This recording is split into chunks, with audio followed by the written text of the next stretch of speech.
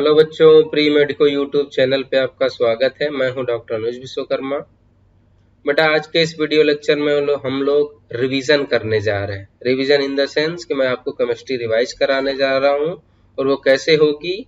वो होगी बेटा जो एनटीए टेस्ट कराया है उसके प्रीवियस जो टेस्ट पेपर हुए हैं उनके कुछ क्वेश्चन को मैं सेलेक्ट करूंगा और उसके थ्रू आपको केमिस्ट्री रिवाइज करूंगा। तो बेटा आज जो मैंने टेस्ट पेपर सेलेक्ट किया है वो टेस्ट पेपर है test paper 6 to test paper 9। मतलब 6, 7, 8, 9 के कुछ चुनिंदा क्वेश्चन मैंने चूज किए हैं। फिर उन क्वेश्चनों को आपके साथ डिस्कस करूंगा जिससे आपका रिवीजन भी होगा और एनटीए टेस्ट रिवाइज भी होता जाएगा। ओके, तो अब क्वेश्चन शुरू करते हैं। जैसा कि स्क्रीन पे देख पा रहे हो, question number first, the osmotic pressure of 0.1 molar aqueous solution of sucrose is 27 degrees Celsius is 0.25 atm. Then the osmotic pressure of this molar aqueous solution of NaCl. The pi sucrose दिया है equal to, आपको पता है pi equal to CRT ये होता है। अब पाई for sucrose कितना दिया है? सुक्रोज दिया है बेटा 0.25 atm। क्लियर? आपको पता है आई फॉर सुक्रोज कितना होगा? ये होगा 1। बेटा हमें पाई चाहिए फॉर NaCl। यहाँ से जब आप आई की वैल्यू निकालोगे तो इसकी वैल्यू 2 आएगी। बस इसमें 2 इंटू 0.25 कर दो तो वैल्यू क्या आ जाएगी? 0.5 atm। तो हमारा आंसर क्या होगा? 0.5 atm is the right answer. Now next question. The nature of pi bond present in oxy acid of chlorine. बेटा क्लोरीन का कोई भी ऑक्सी एसिड ले लो, जैसे HClO4 मैंने ले लिया और पूछ रहे हैं कि जो इसमें पाई बॉन्ड बना है वो किस नेचर का होगा। तो बनाते हैं स्ट्रक्चर। ये हो गया आपका क्लोरीन, यहाँ पे हो जाएगा OH और यहाँ पे हो जाएगा double bond O, double bond O और डबल बॉन्ड E। ठीक है। अब ये जो पाई बॉन्ड है ये पूछ रहे हैं कि बेटा कौन सा पाई बॉन्ड है। देखो बेटा इसका जब आप इलेक्ट्रॉनिक ट्रांसफॉर्मेशन निकालोगे तो वो होगा P5। क्लियर? और ऑक्सीजन का निकालोगे तो क्या होगा? P4। Clear? Outer electron configuration ये आएगा। अब देखो इसके पास ये सिग्मा बॉन्ड बना रहा है। जब सिग्मा बॉन्ड बना रहा है तो इसका जो P एक इम्पटी ऑर्बिटल है वो क्या करेगा? इसके सिग्मा से ऑक्युपाई हो जाए। मतलब कोई भी इम्पटी P ऑर्बिटल इसके पास नहीं बचेगा। ये एक सिग्मा बॉन्ड बनाएगा तो इसके पास एक P तो यूज हो जाएगा, लेकिन दूसरा जो P है बेटा उसमें क्या होगा? जो दूसरा इलेक्ट्रॉन है वो यूज नहीं होगा। मतलब इसका P एटॉमिक ऑर्बिटल अभी फ्री है एक, और इसका P एटॉमिक ऑर्बिटल फ्री नहीं है। ठीक है, तो फिर ये पाई बॉन्ड कैसे बनेगा? बेटा इसका तो P खाली है तो इसका तो P पार्टिसिपेट करेगा, लेकिन जो क्लोरीन है आपको पता है ये थर्ड पीरियड का है तो इसके पास 3d एटॉमिक ऑर्बिटल होगा, और जो 3d ऑर्बिटल है इसका p ऑर्बिटल ये तो इम्पटी होगा। इस इम्पटी d ऑर्बिटल से इसका p कंबाइन करेगा और साइड वाइज ओवरलैपिंग होगी, जिससे क्या होगा? ये दोनों पाई बॉन्ड बनाएंगे। तो इसमें किस टाइप की बॉन्डिंग होगी? ऑक्सीजन का p तो p पाई और क्लोरीन का d तो d पाई। p पाई d पाई जो बॉन्ड होगा वही इसमें पाया जाएगा। तो आंसर कौन सा होगा? Third is the right answer. Next question. A vessel contains 1 mole of oxygen at 27 degrees Celsius and 1 atmospheric pressure. A certain amount of gas was withdrawn and vessel is heated at 3 to 7 degrees Celsius to maintain the pressure of 1 atmosphere. The amount of gas removed. कह रहे हैं 1 मोल oxygen लिया 27 degree पे, उसके बाद इसको heat कर रहे हैं 327 डिग्री सेल्सियस पे, तो इसका प्रेशर चेंज नहीं हो रहा है, तो गैस कितनी निकल गई? तो बस निकाल लेते हैं बेटा। यहाँ होगा N1 T1 equal to N2 T2। Reason ये है क्योंकि देखो बेटा प्रेशर कांस्टेंट है और वॉल्यूम के बारे में इन्होंने दिया नहीं है, तो भी आप वॉल्यूम कांस्टेंट मानो। ठीक है, पहले 1 मोल था, टेम्परेचर कितना था? 300 केल्विन। बाद में कितना मोल बचा? टेम्परेचर कितना है? 327 मतलब 600 केल्विन। तो बेटा N2 की जो वैल्यू आ गई ये 1/2 मोल आ गई। ठीक है, तो उस कंटेनर में जो बचा है अमाउंट ऑफ गैस वो कितना है? 1/2 मोल। तो रिमूव कितना हुआ? इनिशियल माइनस जो फाइनल बचा है, तो ये कितना हो जाएगा? 0.5 मोल। क्लियर? तो 0.5 मोल आपका जो गैस है वो रिमूव हो चुकी है। इसलिए आंसर क्या होगा, B is the right answer. Next question, A 0.01 molar ammonium solution is 5% ionized. Its pH will be, बेटा ये हो गया अमोनियम सोल्यूशन, मतलब अमोनियम हाइड्रोक्साइड, ये ब्रेक करेगा आपका ammonium ion and OH ion में, यही तो होगा। अब ये जब OH आयन में ब्रेक होगा तो आपको पता है इसका कंसंट्रेशन C अल्फा, और ये भी क्या होगा, C अल्फा। तो OH आयन कंसंट्रेशन की वैल्यू क्या हो जाएगी, C अल्फा, मतलब C की वैल्यू है 0.01, अल्फा की वैल्यू 5%, तो 5/100। क्लियर, इसको सॉल्व करोगे तो वैल्यू आएगी 5 इंटू 10⁻⁻4। बस यहाँ से POH आ जाएगा, POH क्या हो जाएगा, minus like hydrogen ion OH ion concentration, ये हो जाएगा 4,05,000 की वैल्यू यहाँ पे हम 0.7 ले रहे हैं, तो ये हो जाएगा 4 माइनस 0.7 इक्वल टू, ये हो जाएगा 3.3।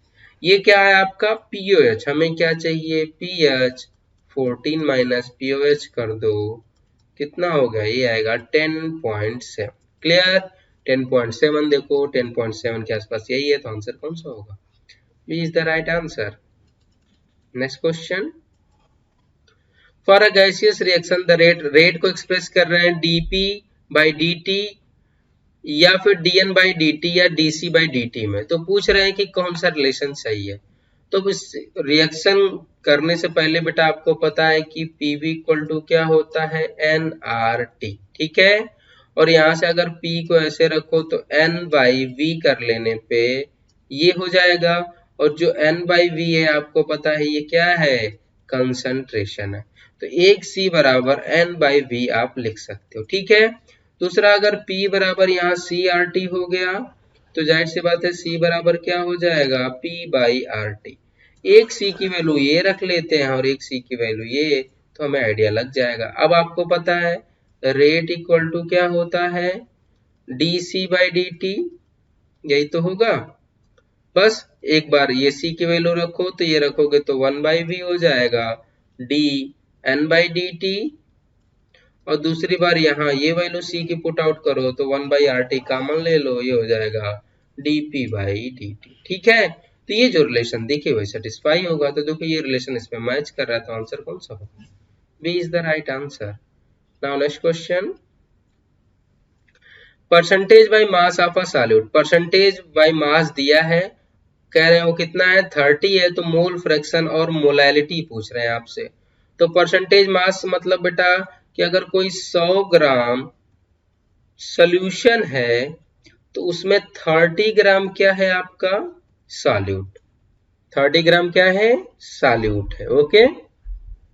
बस तो क्या चाहिए हमें, मोल फ्रैक्शन चाहिए, मोल फ्रैक्शन ऑफ सॉल्यूट क्या होगा, मोल्स ऑफ सॉल्यूट 30 अपान इसका मॉलिक्यूलर वेट कितना है 25 अपान टोटल मोल, ये हो जाएगा 30/25 प्लस बेटा कितना बचेगा, वाटर एक्वस सोल्यूशन है तो वाटर का कितना बचेगा, वाटर का वेट बचेगा आपका कितना, 100 माइनस 30 करोगे तो हो जाएगा 70 ग्राम। क्लियर, तो यहाँ हो जाएगा 70 बाई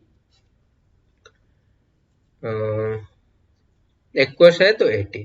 क्लियर, जब इसको सॉल्व करोगे तो जो मोल फ्रैक्शन की वैल्यू आएगी वो आएगी बेटा पॉइंट का 236।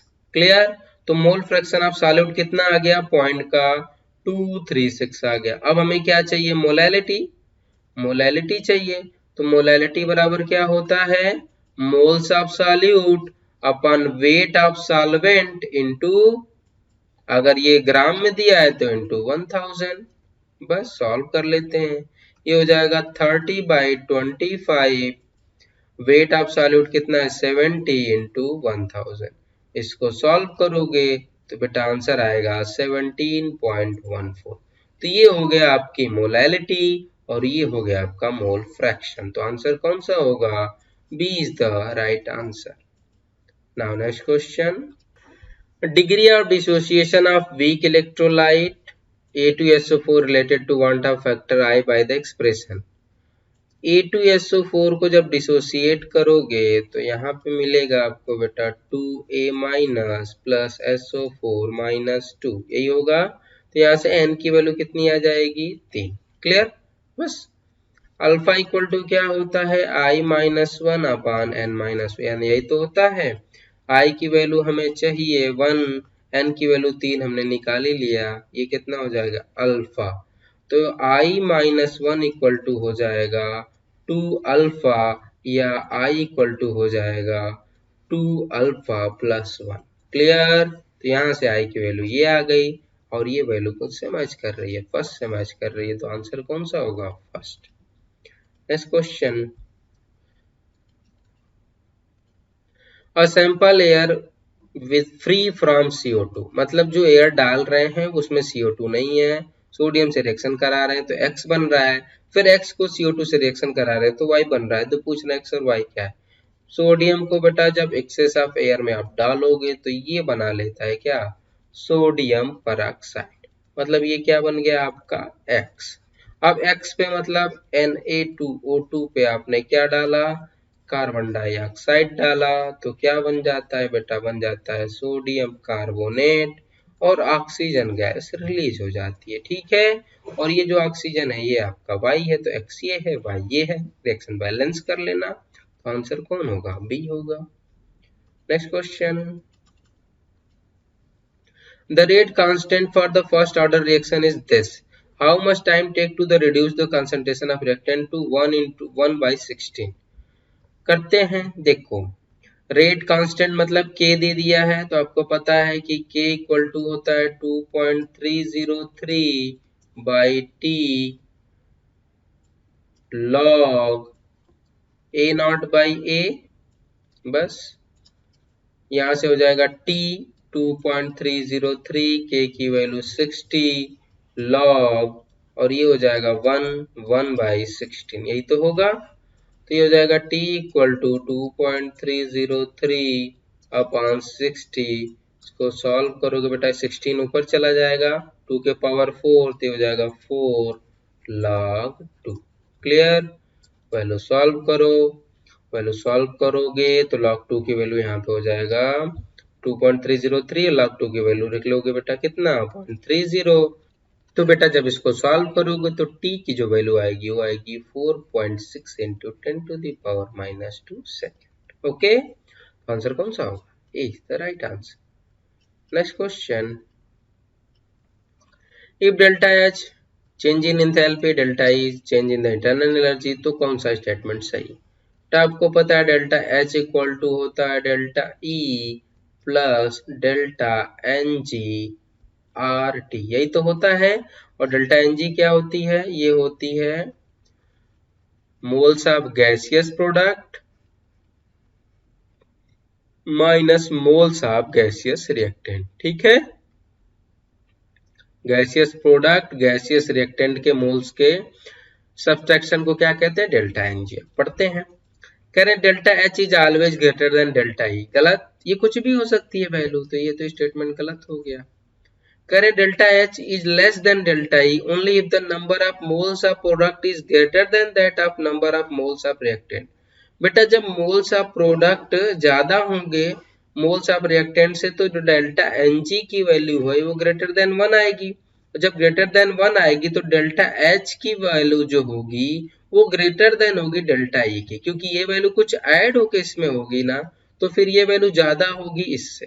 ठीक है, तो ये स्टेटमेंट भी गलत है क्योंकि इन्होंने क्या बोला है कि लेस है। नेक्स्ट कह रहे हैं delta H is always less than delta E, ये भी गलत है। क्यों गलत है भाई, ऑलवेज क्यों, ये वैल्यू वेरी करेगी तो फिर ये ऑलवेज टर्म्स यूज ही नहीं कर सकते। नेक्स्ट है delta H is less than delta E if only the number of moles of product is less than the number of moles of reactant. ये स्टेटमेंट सही है क्योंकि इसमें जब डेल्टा एन जी की वैल्यू निकाली जाएगी तो वो लेस देन 1 आएगी, मतलब क्या होगा डेल्टा एच जो होगा डेल्टा ई माइनस का डेल्टा एन जी से जो भी वैल्यू आएगी वो माइनस आर टी के टर्म्स में आएगी, मतलब कुछ ई में से निकल रहा है तब डेल्टा एच आ रहा है, मतलब डेल्टा ई की वैल्यू ज्यादा है डेल्टा एस से। तो ये स्टेटमेंट सही है, तो आंसर कौन सा होगा, D is the right answer. Next question, at 298 kelvin molar conductivity of infinite dilution ammonium chloride KOH KCl का इन्होंने ये दे दिया है और पूछ रहे हैं कि NH4OH का इनफाइनाइट पे मोलर कंडक्टिविटी क्या होगी, इसके साथ परसेंटेज डिसोसिएशन पूछ रहे हैं इसका कि क्या होगा और इन्होंने एक पर्टिकुलर कंसंट्रेशन पे इसकी मोलर कंडक्टेंस दे दी। तो सबसे पहले इनफाइनाइट डाइल्यूशन पे मोलर कंडक्टेंस किसकी निकालनी है हमें, NH4OH की, तो वो होगी molar conductance eight infinite dilution of NH4Cl plus molar conductance at infinite dilution of KOH minus molar conductance of KCl at infinite dilution। ये होगा, बस वैल्यू पुट आउट कर लो। ये वैल्यू कितना दिया है 152.8, ये वैल्यू दी है 272.8 और ये माइनस कर लेंगे क्या 149.8। क्लियर, वैल्यू सॉल्व करोगे तो वैल्यू आएगी 275.6। क्लियर, इतनी आएगी आपकी क्या इनफाइनाइट डाइल्यूशन पे अमोनियम हाइड्रोक्साइड की। तो ये तो आ गई फर्स्ट हमारा। ये सेकंड क्या पूछ रहे हैं, अल्फा। अल्फा क्या होता है, ये होता है molar conductance at given concentration upon infinite molar conductance. Given concentration पे कितना दिया है 25.1 और ये कितना दिया है, ये दिया है 275.6। जब इसको सॉल्व करोगे तो वैल्यू आएगी 0.091। क्लियर, ये हो गया। लेकिन हमें क्या चाहिए, परसेंटेज में चाहिए, तो परसेंटेज के लिए क्या करेंगे 100 से मल्टीप्लाई कर देंगे, तो ये वैल्यू आ जाएगी 9.1। क्लियर, तो आंसर क्या होगा B, 9.1 is the right answer. Okay, now next question is at STP 0.08 gram of O2 diffused through a porous portion of 1200 second, what volume of CO2 will diffuse in the same time under the same condition। ठीक है, तो क्या दिए हैं grams law of diffusion लगाओगे आप, तो उसके लिए क्या यूज करोगे, रेट क्या होगा volume upon T1 V1 T1 upon V2 T2, ये हो जाएगा inversely proportional to mass of this m2 by m1। v1 by t1 t2 की वैल्यू सेम दिया है तो v1 by v2 equal to हो जाएगा रूट ऑफ m2, मतलब mass of carbon dioxide upon mass of oxygen, ये तो होगा। अब v1 निकाल लें, मतलब वॉल्यूम ऑफ ऑक्सीजन। देखो बेटा यहाँ पे क्या दिया है, वेट दिया है, और वेट दिया है, वॉल्यूम निकालोगे कैसे, मोल, मोल इंटू 22.4 22,400 ml कर दोगे तो ये वैल्यू आ जाएगी। बस मोल निकाल लो, मोल क्या होगा वेट अपॉन मॉलिक्यूलर वेट, तो वेट कितना है 0.48 ग्राम, मॉलिक्यूलर वेट कितना है 32। इसमें क्या करोगे, इसमें आप मल्टीप्लाई कर दोगे 22,400 ml का, तो जो वैल्यू आएगी वो वॉल्यूम ऑफ ऑक्सीजन आएगी। बस हमें क्या चाहिए, वॉल्यूम ऑफ कार्बन डाइऑक्साइड, तो बस करते हैं।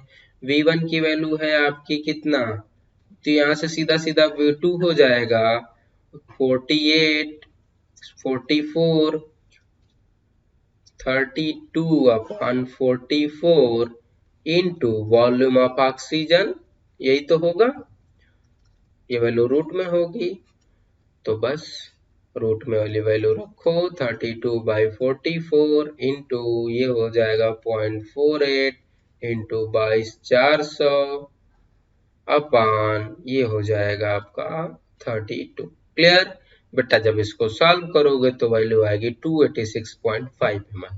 क्वेश्चन ये बहुत इजी है पर कैलकुलेटिव है, और कैलकुलेटिव क्वेश्चन के लिए आप परेशान ना हो, इतना बड़ा कैलकुलेशन एग्जाम में नहीं आएगा।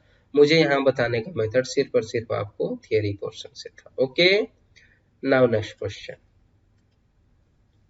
chlorophyll, the green coloring matter of plant responsible for photosynthesis, contain 2.66% of the magnesium by mass, calculate the number of magnesium। बस देखो बेटा ये कितना दे रहे हैं 2.6 क्लोरोफिल का पूछ रहा है, तो मैं कहूं कि 100 ग्राम अगर क्लोरोफिल है तो उसमें मैग्नीशियम कितना होगा 2.68, तो बेटा 1 ग्राम में कितना होगा 2.68, तो यहाँ पे कितना दिया है 2 ग्राम, तो बस मल्टीप्लाई कर दो 2 ग्राम से, तो सीधा सीधा 2 ग्राम से आ जाएगा। ठीक है, अब ये आ गया क्या, वेट।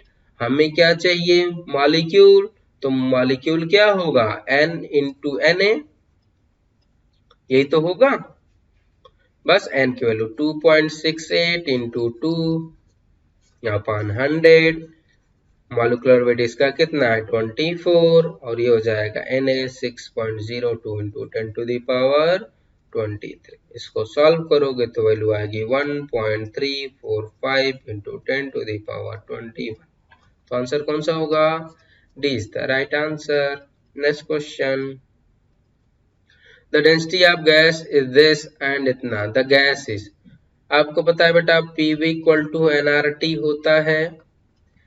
PV ये weight upon molecular weight into RT, और ये हो जाएगा P, मॉलिक्यूलर वेट इधर ला दो, इधर हो जाएगा W बाई V RT, और ये W बाई V क्या है, डेंसिटी। तो यहां से एक नया फार्मूला आ गया, PM इक्वल टू DRT, यही तो हुआ। बस वैल्यू पुट आउट कर लेते हैं, मास हमें मिल जाएगा। बेटा ये देखो जो डेंसिटी दी गई है वो किस में दी गई है, ग्राम डेसीमीटर क्यूब में, और प्रेशर किस में दिया गया है, सेंटीमीटर में, तो इसको सेंटीमीटर में चेंज करोगे तो ये हो जाएगा 1.964 ग्राम इंटू 10⁻³ सेंटीमीटर क्यूब होगा। ठीक है, ये हो गया, बस वैल्यू पुट आउट कर लेते हैं।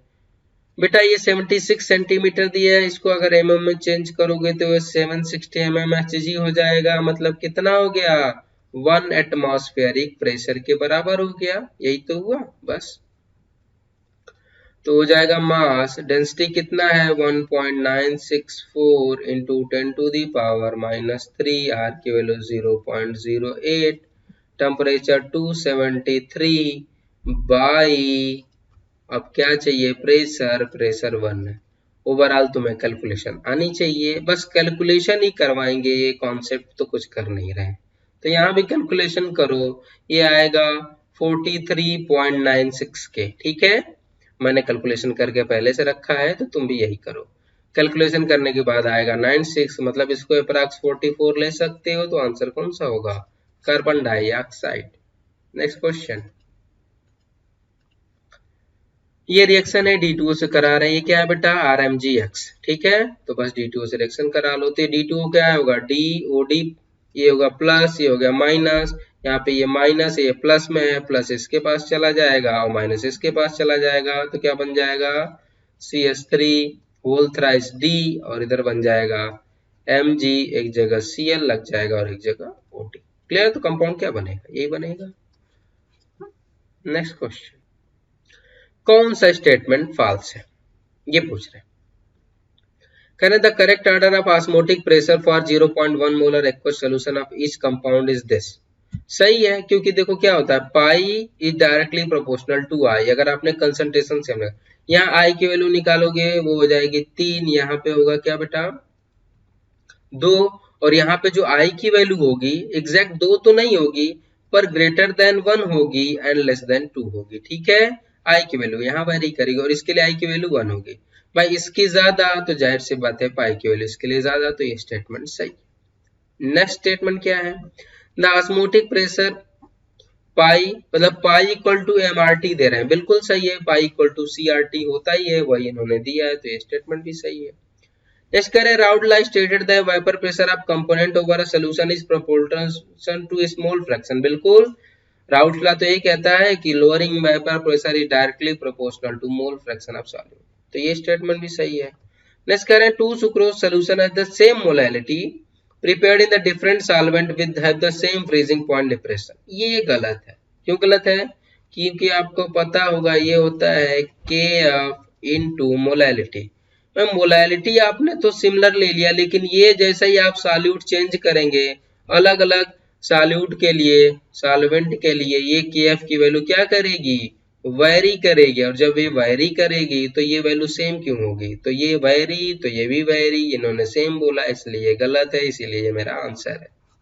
ओके, नेक्स्ट क्वेश्चन,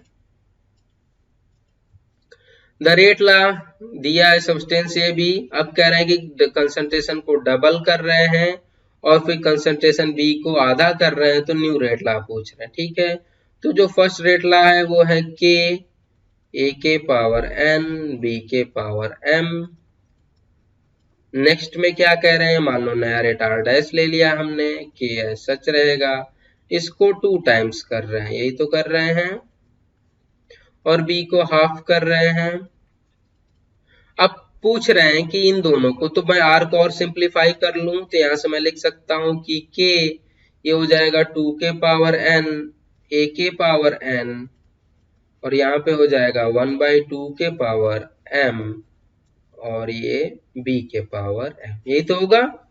अब इसको क्या है, डिवाइड करना है, तो लाओ डिवाइड कर लो, आर के ए के पावर एन बी के पावर एम, कट आउट करो, ये कैंसिल आउट हो जाएगा, और क्या बचेगा, बचेगा 2 के पावर एन 1/2 के पावर एम। बस इसको और थोड़ा सिंप्लीफाई कर लें, 2 के पावर एन, ये 2 पर चला जाएगा तो 2 के पावर माइनस एम, तो हम ये कह सकते हैं कि 2 पावर एन माइनस एम क्या होगा, आंसर कौन सा होगा, C is the right answer.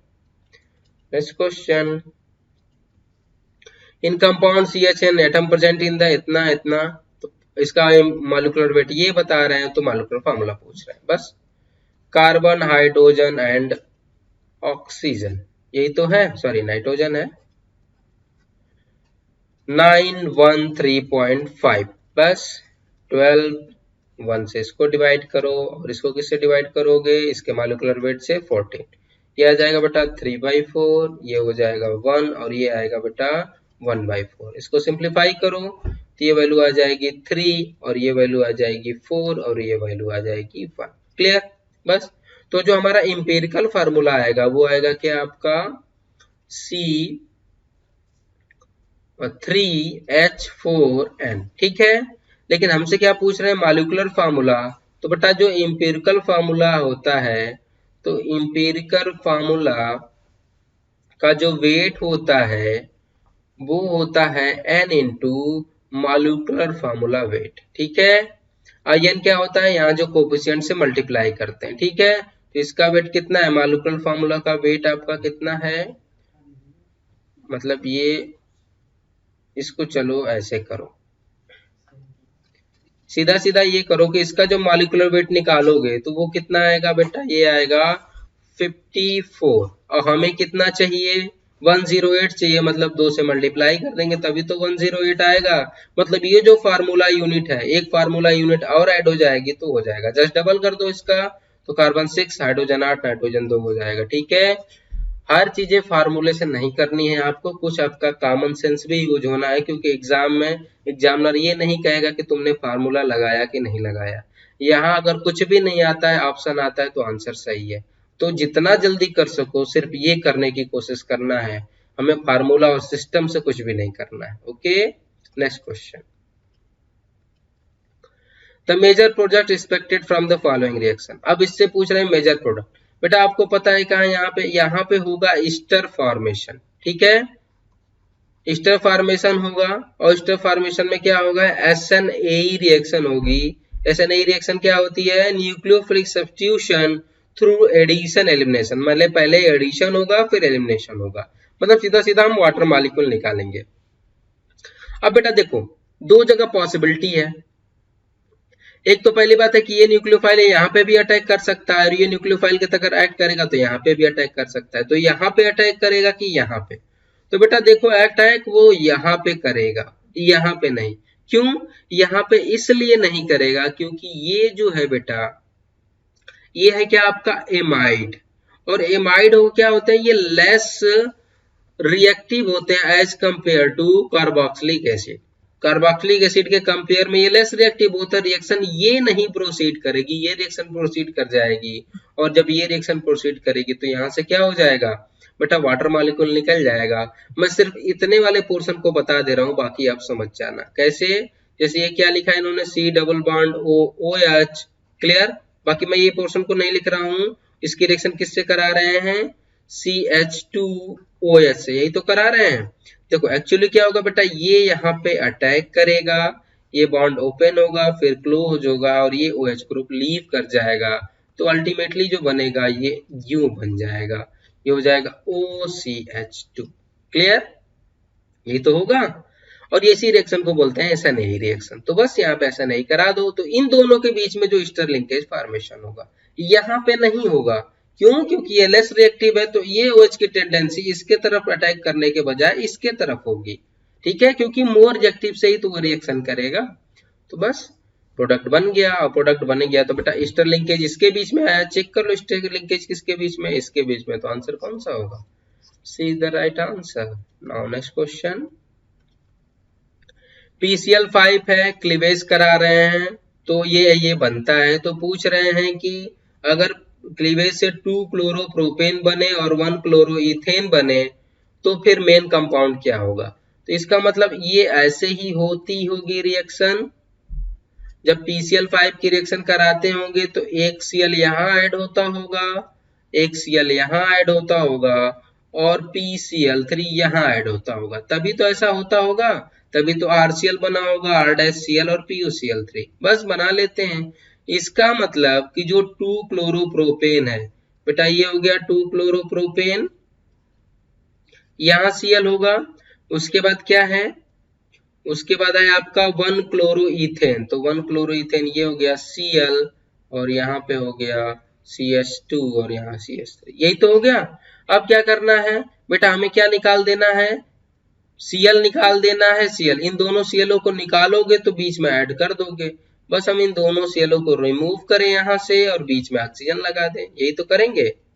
एक ऑक्सीजन हटाया, एक Cl इसके पास दिया, एक Cl इसके पास दिया। बस यहाँ भी क्या करेंगे, एक ऑक्सीजन हटाएंगे, इस Cl को हटा के एक ऑक्सीजन जोड़ देंगे, तो ये हो गया CH2 CH3।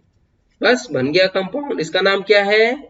इसका नाम है 2-इथॉक्सी प्रोपेन। ठीक है, बस कंपाउंड बन गया। तो आंसर भी आ गया आपका, B is the right answer. Next question. Chlorobenzene के रिएक्शन करा रहे हैं triacetaldehyde in the presence of H2SO4। तो पूछ रहे हैं क्या बनेगा? बेटा वेल नोन रिएक्शन है, DDT बनता है। कैसे बनता है ये देख लो।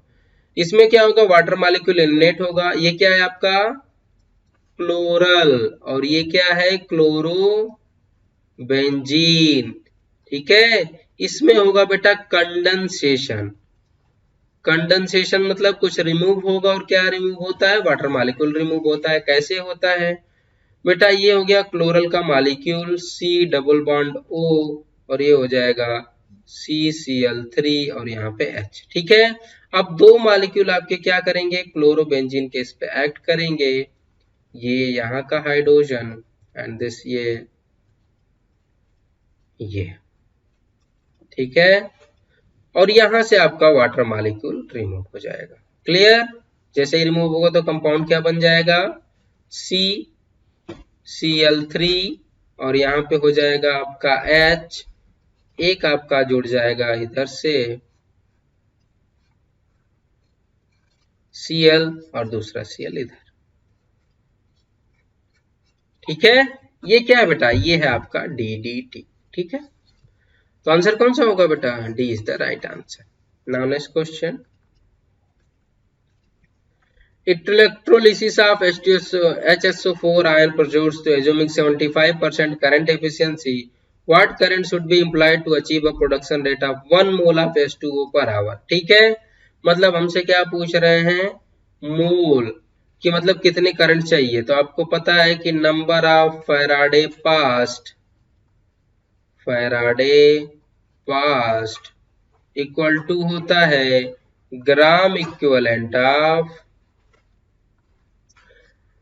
रेस्पेक्टेड आयन, जो भी है। जैसे इसमें क्या होगा? HSO4 minus. ठीक है, बस कर लेते हैं। HSO4 का कितना मोल दिया है? 1, तो N इंटू एफ होता है 1। इसका बैलेंसिंग फैक्टर निकालोगे बेटा 2 होगा। कैसे होगा? देखो HSO4 माइनस, ये दो मॉलिक्यूल होगा तभी तो H2O 2 माइनस 2 करेगा, और जाहिर सी बात है इस पे क्या होंगे? 2 इलेक्ट्रॉन होंगे। बस, तो यहाँ पे 2 हो गया। Number of Faraday I into time कितना दिया है? टाइम आपसे दिया है कितना? Per hour. तो ये क्या करोगे? 60 सेकेंड इंटू 60, और क्या दिया है? बस 96,500 कर दो। बेटा इफिशियंसी के लिए क्या करो, यहीं पे मल्टीप्लाई कर दोगे तो क्वेश्चन आपको आसानी से आ जाएगा। 75/100, बस यहाँ से जब सॉल्व करोगे तो आई की वैल्यू आएगी 71.50 एम्पियर। क्लियर, ये होगा आपका answer, first answer. Clear, next question. The relative lowering vapor pressure of an aqueous solution containing non-volatile solute is this. The molality of the solution is. Molality आप solution पूछ रहे हैं। बेटा ये क्या दिया इन्होंने, आपको पता है कि रिलेटिव लोअरिंग प्रेशर ये होता है P not P S upon P not equal to होता है मोल फ्रैक्शन ऑफ सॉल्यूट, यही तो होता है। और mole of fraction of solute मतलब यहाँ पे कितना दिया है 0.0125। मोल फ्रैक्शन ऑफ सॉल्यूट दे दिया है, बस निकल जाएगा। एक फार्मूला मैंने आपको बताया है कि mole fraction of solvent upon mole fraction of solute equal to होता है 1000 upon molality into molecular weight of solvent. ठीक है, ये बेटा जिसको आता है वो अच्छी बात है, जिसको नहीं आ रहा है वो याद कर लो, क्योंकि बहुत ही काम आने वाला ये फार्मूला है। Clear, mole fraction of solvent क्या होगा बेटा, बस 1 माइनस 0.0125, ये वैल्यू कितनी है 0.0125, 1000 अपॉन मोलैलिटी चाहिए। सोल्यूशन में क्या है, वाटर है, एक्वस सोल्यूशन है तो इसका मॉलिक्यूलर वेट 18 हो गया। बेटा यहाँ से जब मोलैलिटी की वैल्यू निकालोगे तो वो आएगी 0.70। आंसर क्या होगा, ठीक है। और क्वेश्चन जरूर सॉल्व किया करो, कैलकुलेशन इससे। Next question, which of the following are not a constant value between two given thermodynamic state of given system। पूछ रहे हैं बेटा कि कौन सा इसमें कांस्टेंट वैल्यू नहीं होगी। आपको पता है Q प्लस W क्या है, ये होता है delta E equal to Q plus W, ठीक है। और डेल्टा E क्या है, स्टेट फंक्शन है, और जो स्टेट फंक्शन होता है बेटा वो कांस्टेंट होता है, ठीक है। तो ये वैल्यू तो कांस्टेंट है। Q क्या है और W क्या है, Q है हीट एब्जॉर्ब्ड और W है वर्क डन, और ये दोनों क्या होते हैं, ये होते हैं पाथ फंक्शन। और जो पाथ फंक्शन होता है वो कांस्टेंट वैल्यू नहीं होती है। तो इन दोनों में Q और W क्या होंगे, पाथ फंक्शन है, ये कांस्टेंट नहीं होंगे। बात करते हैं H माइनस टी एस की, तो ये होता है डेल्टा G। आपने पढ़ा होगा delta H minus T delta S होता है, तो ये डेल्टा G है। मतलब G भी क्या होता है, ये भी स्टेट फंक्शन है, तो ये भी क्या होता है, कांस्टेंट होता है। तो दो कांस्टेंट है, कौन दो कांस्टेंट नहीं है वही आपसे पूछ रहा है। तो सेकेंड और थर्ड कांस्टेंट नहीं है, तो आंसर क्या होगा, second third is the right answer. Next question, at equilibrium constant this 1 liter flask containing 1 mole of A2 and 2 liter flask containing 2 mole of B2, then amount of BB produced at the equilibrium। okay, so here is the A2 plus B2 equal to 2AB। 1 mole इसका ले रहे हैं लेकिन दोनों उसको add कर दे रहे हैं, तो ये कितना हो जाएगा 1/3 और ये हो जाएगा 2/3। क्लियर, ये कुछ भी नहीं। एट इक्विलिब्रियम क्या होगा 1/3 माइनस एक्स, ये हो जाएगा 2/3 माइनस एक्स और ये हो जाएगा 2x। क्लियर, तो यहाँ से k की वैल्यू हो जाएगी 4x square upon 1/3 minus x और यहाँ पे हो जाएगा बेटा 2/3 माइनस एक्स। क्लियर, यहाँ से हो जाएगा, ये हो जाएगा 36x square upon 1 minus 3x और यहाँ पे हो जाएगा 2 माइनस 3x। अब यहाँ से क्वाड्रेटिक बनेगा, क्वाड्रेटिक बनेगा तो जो x की वैल्यू आएगी वो वैल्यू आएगी, उसका जब मल्टीप्लाई करेंगे तो यहाँ सीधा सीधा जो 2x की वैल्यू आएगी वो आएगी 1.87 मोल। ओके, तो आंसर क्या होगा, B is the right answer. Now next question, in close system if partial pressure of C is double then partial pressure of B, first we should know Kp is B square C के cube.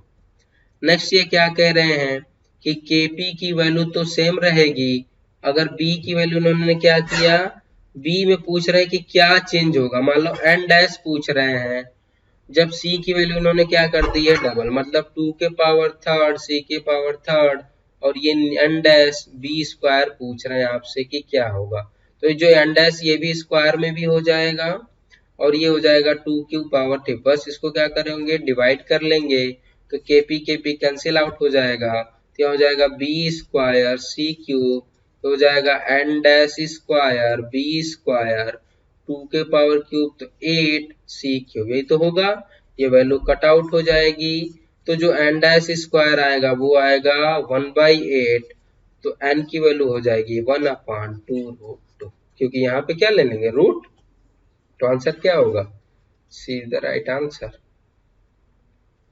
Next question, which represent alkali metal based on relative E1 and E12। alkali metal का outer electronic configuration क्या होता है बेटा, NS1, ठीक है। उसके बाद पहले जैसे मान लो हमने क्या ले लिया, सोडियम ले लिया, ठीक है, तो इसका होगा 1s2 2s2 2p6 3s1, यही तो होगा। अब देखो, अगर बेटा बात करें इसके EA1 की, तो EA1 का आउटर ऑर्बिटल ऐसा है, इसमें से इसको निकालना आसान है, पर जैसे ही EA1 निकलेगा, आपको बताओ क्या इसकी एक सेल कम हो गई, इसकी एक सेल कम हो गई, इसके अलावा इसका स्टेबल इलेक्ट्रॉनिक कॉन्फ़िगरेशन हो गया, तो यहाँ पे जो EA2 की वैल्यू होगी वो बहुत ज्यादा होगी as compare to EA1। Clear, क्यों ज्यादा होगी, क्योंकि इससे आपको एक तो आउटर सेल से निकालना था, स्टेबल इलेक्ट्रॉनिक कॉन्फ़िगरेशन नहीं था, लेकिन जब आप EA2 निकालोगे तो उससे पहले आपकी सेल की वैल्यू कम हो गई, मतलब जो इलेक्ट्रॉन है वो न्यूक्लियस के पास और हो गया, तो मतलब उस पर ज्यादा फोर्स ऑफ अट्रैक्शन लगेगा। दूसरा, इसके पास इलेक्ट्रॉनिक कॉन्फ़िगरेशन हो गया स्टेबल, तो इसके पास और स्टेबिलिटी आ गई, स्टेबिलिटी को ब्रेक करने के लिए ज्यादा एनर्जी, तो जो EA2 होगा वो much much greater than as compare to EA1 होगा। ये चीज आप समझ गए, बस यहाँ पे चेक कर लो, तो देखो बेटा ये 100 110 यहाँ पे भी रेंज, यहाँ तो पहले ये जो EA1 ज्यादा कह दिए तो ये गलत हो गया, ये भी गलत हो गया, इसमें देखो एनर्जी में डिफरेंस काफी ज्यादा है, इसलिए आंसर कौन सा होगा, C is the right answer. Now next question, calculate the equilibrium constant, इसके लिए पूछ रहे हैं और ये दिए हैं बेटा, ये रिएक्शन दी गई है NH4 प्लस प्लस H2O, और यहाँ पे है NH4OH प्लस H प्लस, यही तो दिया है बेटा। हम अगर क्या करें, यहाँ वाटर का भी अगर डिसोसिएशन लिख लें तो ये हो जाएगा आपका OH minus plus H plus, यही तो होगा। इसके लिए K की वैल्यू उन्होंने दिया है 5.5 इंटू 10⁻⁻10, और यहाँ पे बेटा ये KW हो जाएगा, इसके लिए हो जाएगा 10⁻⁻14। अब हमें रिएक्शन कौन सी चाहिए, हमें चाहिए ये रिएक्शन NH3 प्लस H2O, इसको कहेंगे NH4 plus and OH minus, यही है बेटा। इस NH3H2O को आप NH4OH भी लिख सकते हो, इसमें कोई टेंशन नहीं, ठीक है। अब हम क्या करें, अब हम ये करते हैं कि ये जो ऊपर वाली रिएक्शन इसको रिवर्स कर देंगे, जब इसको रिवर्स कर दोगे तो क्या हो जाएगा, ये हो जाएगा NH4OH प्लस H प्लस, और ये हो जाएगी आपकी equation NH4 plus plus H2। Clear, इसको रिवर्स किया तो जो न्यू होगा K डैश, उसकी वैल्यू क्या हो जाएगी 1/5.5 इंटू 10⁻⁻10। अब इन क्या करो, इन दोनों रिएक्शनों को ऐड कर दें, इन दोनों रिएक्शनों को ऐड करोगे तो बेटा ये कैंसिल आउट हो जाएगा, H प्लस एस प्लस चले जाएगा, क्या आपका यही रिएक्शन मिल गई। और जब इन दोनों को जोड़ने पे ऐसा होगा तो इसके लिए K डैश की वैल्यू क्या आ जाएगी, मतलब इक्विलिब्रियम कांस्टेंट की वैल्यू ये हो जाएगी KW इंटू K डैश, और K डैश की वैल्यू क्या है 1/this, तो हो जाएगा 10⁻⁻14 अपॉन 5.5 इंटू 10⁻⁻10। इसको सॉल्व करोगे तो वैल्यू आएगी 1.8 इंटू 10⁻⁻5। आंसर कौन सा होगा, B is the right answer. Now next question,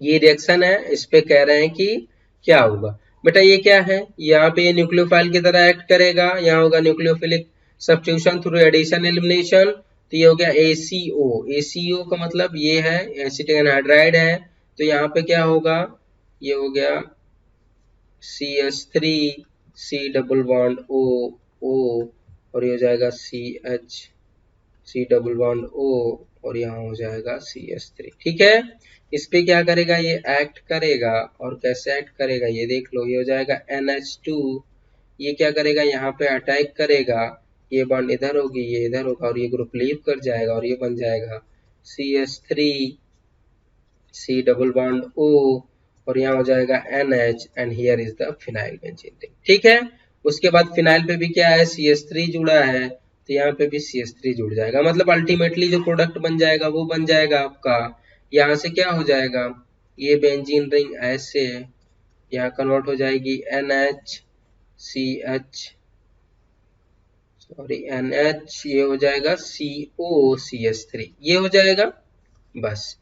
अब फर्दर इस पे क्या करा रहे हैं, ब्रोमीन की प्रेजेंस करा रहे हैं, तो ब्रोमीन होगा बता आर्थो सब्स्टिट्यूशन होगा, क्योंकि ये क्या है प्लस R है और ये आर्थो पैरा पोजीशन ब्लॉक है, तो आर्थो पे अटैक करेगा, तो नेक्स्ट स्ट्रक्चर आपका ये बन जाएगा NHCOCH3 और यहाँ पे ब्रोमीन ऐड हो जाएगा। ठीक है, CH3। अब फर्दर क्या करा रहे हैं, एसिडिक हाइड्रोलिसिस करा रहे हैं, तो बेटा यहाँ हाइड्रोलिसिस हो जाएगा, यहाँ पे OH जुड़ जाएगा और यहाँ पे H, तो अल्टीमेटली आपका स्ट्रक्चर ये बन जाएगा NH2 Br CH3 और यहाँ पे बन जाएगा CH3 C double bond OH। Clear, तो ये कंपाउंड अल्टीमेटली बनेगा। तो देख लो कौन से मैच कर रहा है, मैच कराने पे बेटा मैच कर रहा है ऑप्शन सी से, तो आंसर सी होगा। Next question, a solution of glucose in water labeled as 10% weight by weight, the density of solution this molarity। बेटा मोलारिटी का आपने एक फार्मूला पढ़ा होगा 10 into D into percentage weight by weight upon molecular weight. ठीक है, नहीं पढ़ा हो तो याद कर लो, 10 डेंसिटी की value 1.2, percentage weight by wait 10 दिया है अपॉन 180, सॉल्व करोगे वैल्यू आएगी 0.67 मोलर। आंसर क्या होगा, B is the right answer. Now next question, Henry laws constant दिया है KH की वैल्यू और प्रेशर की वैल्यू इन्होंने दे दिया है 760 mmHg, तो पूछ रहे हैं कि सॉल्युबिलिटी ऑफ गैस क्या होगी। आपने पढ़ा होगा बेटा P equal to KH into X, और X क्या है, solubility of gas.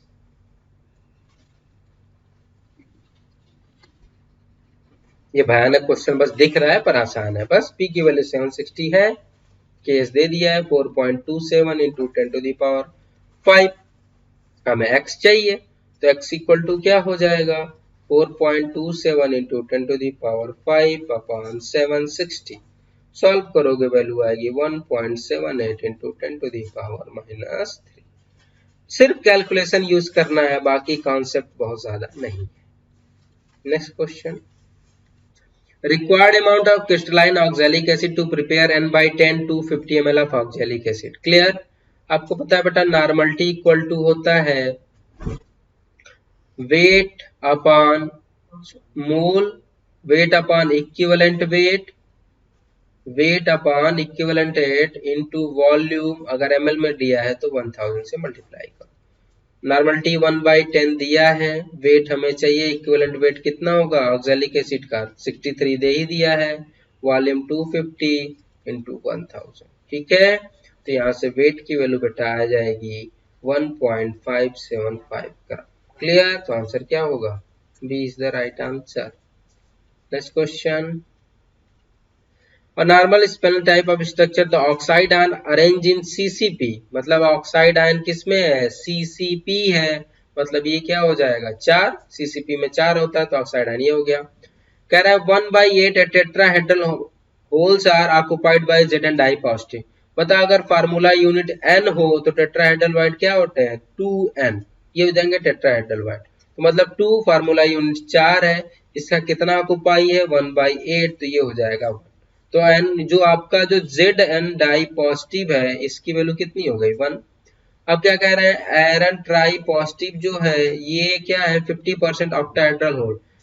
N formula unit है तो ऑक्टाहेड्रल वाइड भी कितने होते हैं एन होते हैं, ये पहले ही से आपको बताया जा चुका है। तो बेटा यहाँ पे एन की वैल्यू कितनी हो जाएगी 4, इसका 50% मतलब हाफ, तो iron di positive tri positive होगा सेकंड। ठीक है, तो यहाँ पे हो जाएगा जिंक 1, आयरन 2 है और ऑक्सीजन 4 है, बस ZnFeO2 4 होगा। तो आंसर कौन सा होगा, see the right answer. Next question, decreasing order stability of given carbocation, इनकी स्टेबिलिटी का ऑर्डर बताना है। बेटा ये देखो ये क्या है, ये आपका ट्रोपाइलियम कार्बोकैटायन, और जो ट्रोपाइलियम कार्बोकैटायन होता है ये एरोमेटिक है, और एरोमेटिक होने की वजह से इसकी रिंग की साइज भी बड़ी है, इसलिए सबसे ज्यादा स्टेबल ये होता है, most stable carbocation in this. तो ये सबसे ज्यादा मोस्ट स्टेबल होगा फर्स्ट। अब बात करते हैं इसमें, तो ये देखो क्या है बेंजाइल कार्बोकैटायन और ये क्या है एसाइल कार्बोकैटायन। आपको पता है इसके 4 रेजोनेटिंग स्ट्रक्चर बनेंगे, इसके वजह से इसकी स्टेबिलिटी ज्यादा होगी। अब बात करते हैं इन दोनों में, तो देखो इन दोनों इसमें भी रेजोनेंस है लेकिन इसमें रेजोनेंस नहीं है। इसके बाद क्या आएगा सेकेंड, फिर लास्ट में आएगा 4। तो 1 3 4 2 इज द राइट आंसर। तो आंसर कौन सा होगा, C is the right answer. Next question. A solution is prepared by mixing 8.5 gram of CH2Cl2 and 11.9 through CaCl3. Vapor pressure this and this इतना। तो पूछ रहे हैं CaCl3 का वेपर प्रेशर क्या होगा। ओके, तो सॉल्व करते हैं। देखो पहले इसका मोल निकाल लेते हैं। मोल ऑफ CH2Cl2 ये कितना होगा 8.5, इसका मॉलिक्यूलर वेट 85, तो ये हो जाएगा 0.1। मोल्स ऑफ CH_Cl3 निकाल लो, कितना है 11.95, इसका होता है 119.5, तो ये भी हो जाएगा 0.1। अब निकालते हैं।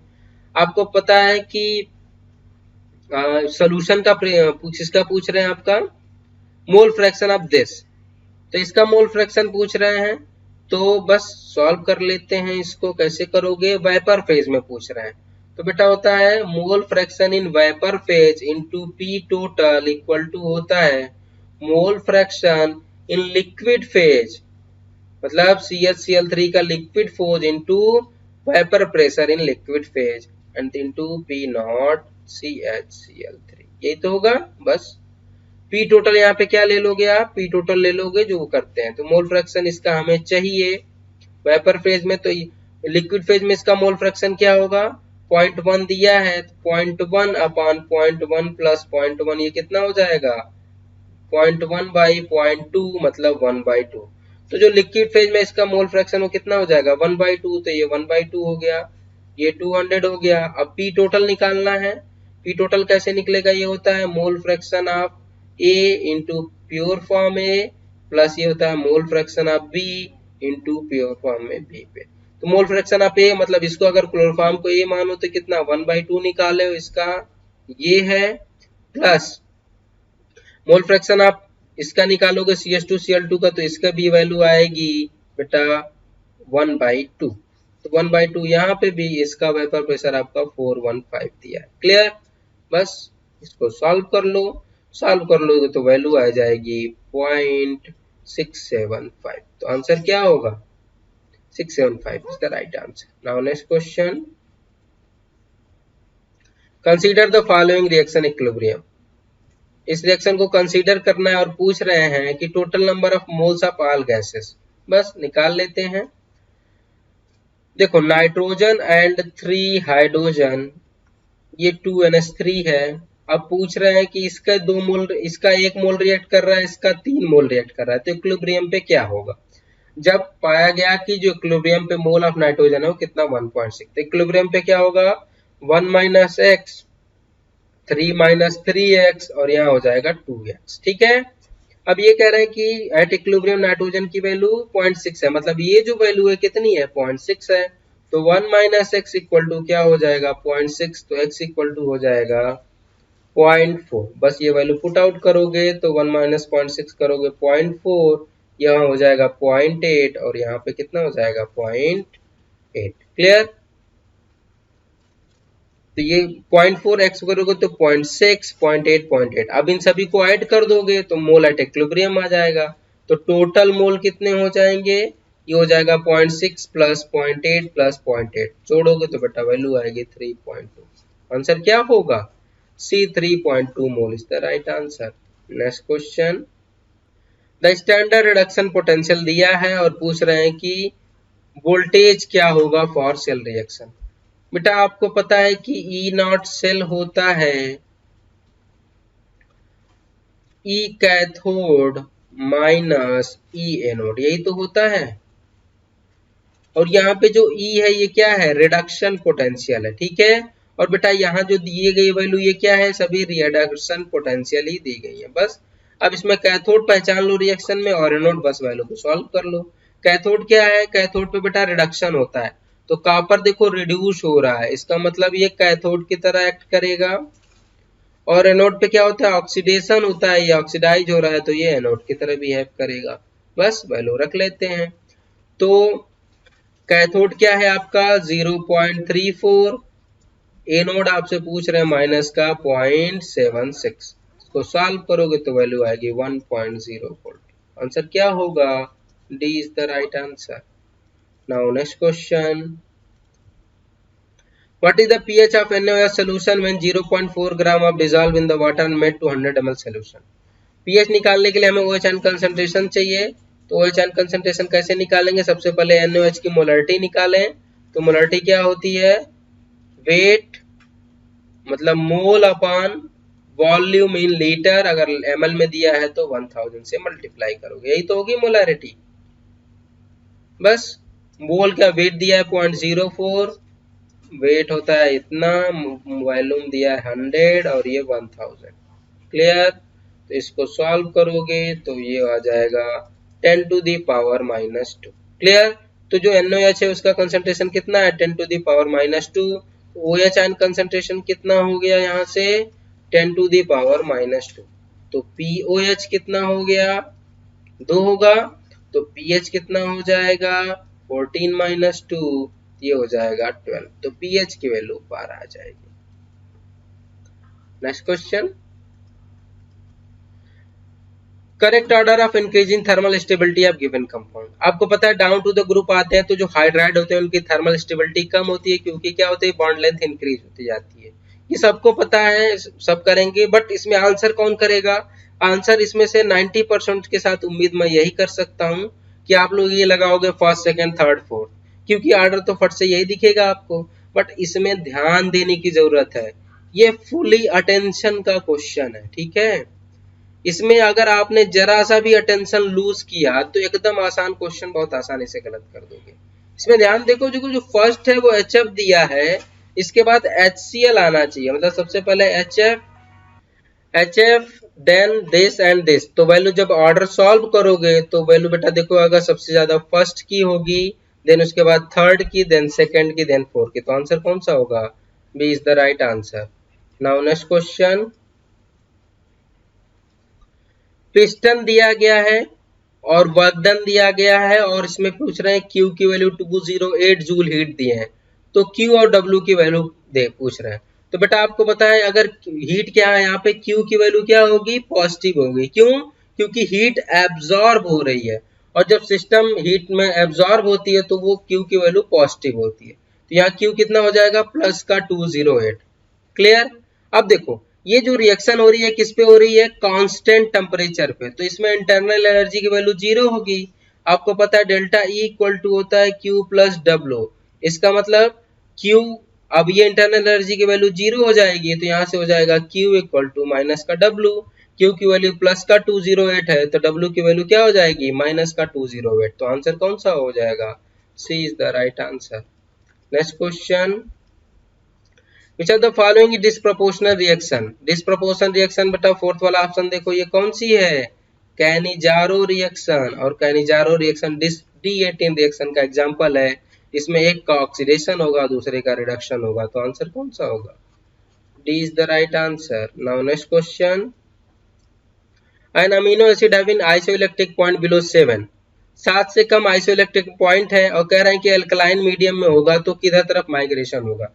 बल्कि एल्कलाइन मीडियम में क्या होता है आपको पता है, अमीनो एसिड ड्यूटेराइन फॉर्म में पाया जाएगा, ठीक है, इस फॉर्म में पाया जाता है। एल्कलाइन मीडियम में क्या होता है, ये क्या करता है, प्रोटॉन को लूज कर देता है। तो जब प्रोटॉन को लूज कर देगा तो ये स्ट्रक्चर बन जाएगा। तो जो ड्यूटेरायनिक फॉर्म में था वो क्या बन जाएगा, एनायन। ये किस में होगा, एल्कलाइन मीडियम में। और जब ये एनायन हो जाएगा तो आपको पता है एनायन कहाँ मूव करता है, पॉजिटिव इलेक्ट्रोड की तरफ, और एनोड क्या होता है, पॉजिटिव इलेक्ट्रोड, इसलिए किस पे मूव करेगा, एनोड पे। तो आंसर क्या होगा, B anode is the right answer. Next question, suppose the gold is being plated and another metal electrolyte cell, the half cell reaction producing this, ठीक है। आप कह रहे हैं कि 0.3 एम्पियर 15 मिनट के लिए पास कर रहे हैं तो कितना गोल्ड डिपॉजिटेड होगा, ये क्वेश्चन। बस आपको पता है number of Faraday passed equal to gram equivalent of gold, बस ग्राम इक्विवेलेंट निकाल लो। ग्राम इक्विवेलेंट क्या होगा, weight upon equivalent weight, weight पूछ रहे हैं, इक्विवेलेंट वेट कितना होगा 197। यहाँ बेटा एन की वैल्यू कितनी आ जाएगी, जो एन फैक्टर उसकी वैल्यू 3 आएगी कि देखो 3 इलेक्ट्रॉन यूज हो रहे हैं, तो बस इसको 3 कर लो। Number of Faraday 0.3 into minute कितना 15 इंटू 60, और ये हो जाएगा 96,500, ठीक है। 1 फैराडे से डिवाइड कर देंगे तो यहाँ से जब W की वैल्यू निकालोगे तो वो आएगी 0.184 ग्राम। क्लियर, आंसर कौन सा होगा, A is the right answer. Next question, the given table 4 ionisation energy दी गई है और पूछ रहे हैं कि ग्रुप 13 के लिए कौन सा स्टेटमेंट सही। बेटा ग्रुप 13 में आपको पता है कि उसमें P में 3 इलेक्ट्रॉन होते हैं, ठीक है।